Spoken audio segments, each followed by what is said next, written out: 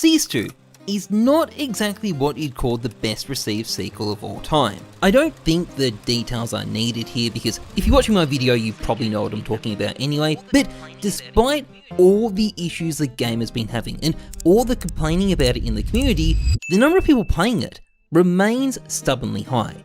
Currently, the number is only about 20% lower than it was at the peak of the hype before CS2 came out, which isn't really consistent with the game being dead or in serious trouble. But there is another stat that's actually pretty bad for the game. Well, not bad for the game, but bad for Valve. Really bad for Valve. And in this video, we're going to be taking a look at it. Let's get into things. Now, this video is sponsored by Skinport, the easy to use skins marketplace which is a miles better way of getting skins than opening cases. Skinport has a bonkers range of skins, 1.8 million of them, available at prices significantly less than what you'd pay on the Steam market. For example, here's a Bowie Tiger Tooth for $488 on the Steam market, and here's the same knife for $345 on Skinport. And best of all, there are no extra fees when you buy a skin. What you see is what you pay, unless you're Australian, lucky me. It's also a really convenient place to sell. Payouts go straight to your bank account, and again, zero extra withdrawal fees when you cash out. And Skinport can also middleman your skins for you as well. The fee on private listings is only 2%. It's also safe and extremely reliable to use, so safe and reliable it has a 4.9 star Trustpilot rating of 27,000 reviews, so it's a great site, check it out, link is in the description. So, one of the defining characteristics of modern Counter-Strike is that it's got a slot machine in it. And although the Counter-Strike slot machines are significantly less fun to use than an actual slot machine, it doesn't mean people don't open a lot of them. Now, sometimes people do get carried away with just how much that is. This may shock you, but Valve didn't actually make $40 million from cases in the first 40 minutes of CS2, but they did make a lot of money. And by a lot of money, I mean about $110 million from 45 million cases the month after CS2 came out.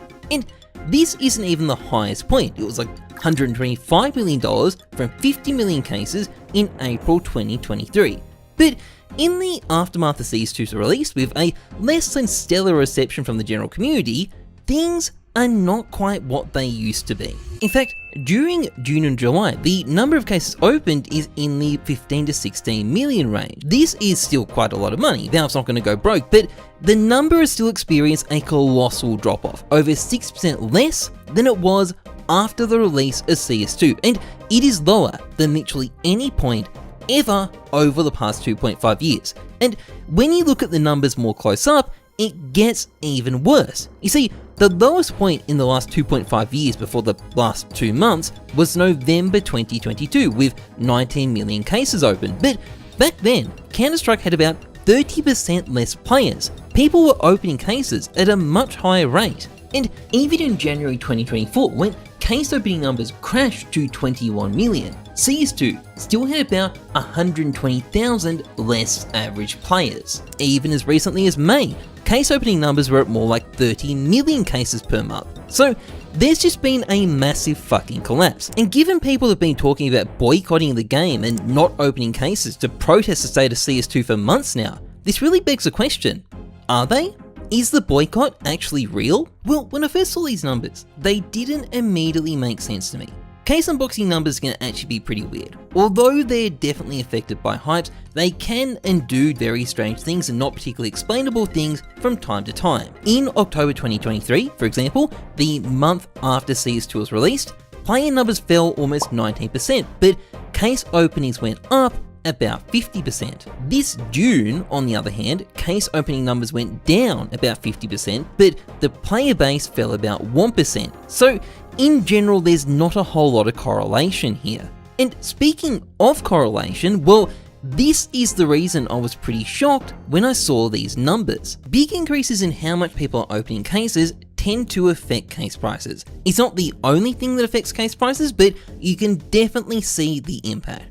Using the Chroma 2 case as an example, you can see how the prices skyrocketed when CS2 was announced, right around the time we were setting a record for the most cases opened in a single month ever. And at the exact same time all this stuff was happening, some other cases were literally wiped off the Steam market. Well, not quite wiped off fully, but pretty close. It was very crazy, and this was all just because we were opening them too much. Similarly, there was a spike when CS2 came out as well, because people started opening so many cases. And based on this, you would expect a crash in the number of cases people are opening to also crash the price of cases, but that hasn't happened. Take the Dreams and Nightmares case, for example. This is an actively dropping case, so that means this is one of the cases you can get as your weekly case drop when you play the game, and in turn that means the amount of these cases being created scales with how many people are playing CS2, which, as I've mentioned earlier, is currently really high. So